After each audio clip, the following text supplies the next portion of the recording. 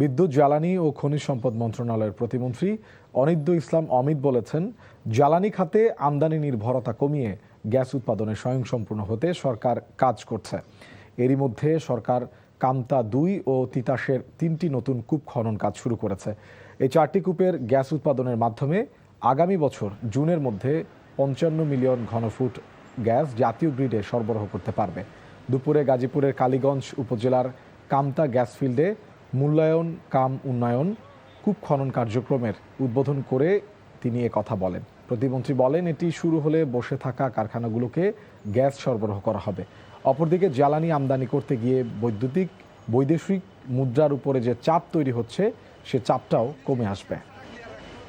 আমরা আস্তে আস্তে জ্বালানি এবং বিদ্যুৎ খাতে আমদানি নির্ভরতা কমিয়ে আনব এবং আমরা এই ক্ষেত্রে স্বাবলম্বী হব।